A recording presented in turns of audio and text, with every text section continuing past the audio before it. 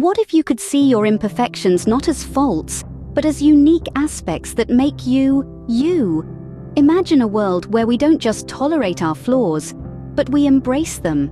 We're often too quick to label our quirks as negatives, but what if we saw them as strengths instead?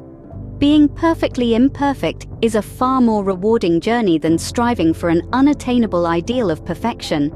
And here's an actionable step for you. Try using daily affirmations to promote self-acceptance.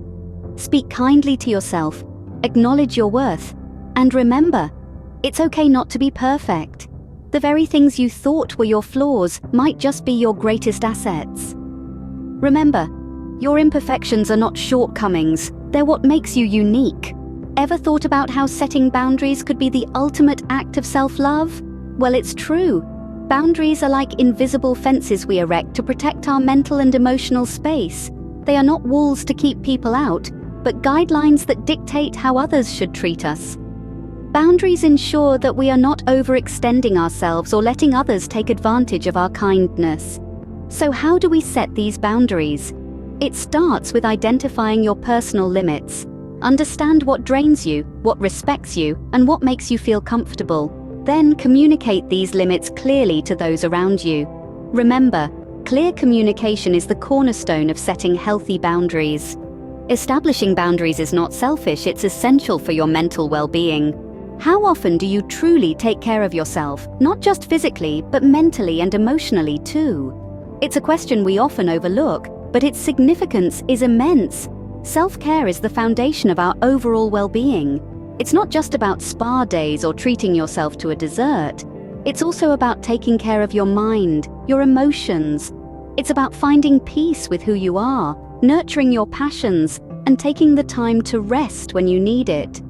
Imagine the possibilities if you were to incorporate just one self-care activity into your daily routine. This could be as simple as taking a walk, reading a book, or practicing mindfulness. Remember, these small steps can lead to significant improvements in your overall health and happiness. Self-care isn't a luxury, it's a necessity. When was the last time you showed yourself the same kindness you show to others? Now that's a thought, isn't it? You see, self-compassion is crucial, particularly when we face hurdles or stumble. It's easy to be harsh, to judge ourselves too severely. But holding ourselves with kindness, that can make a world of difference. It fosters resilience, bolsters self-esteem, and gives us the strength to stand back up, dust ourselves off, and keep moving forward. Now, here's a way you can practice self-compassion: mindful meditation. It's a practice that allows you to be present with yourself, to acknowledge your feelings without judgment. Remember, being kind to yourself is not a sign of weakness. It's a strength that fosters resilience.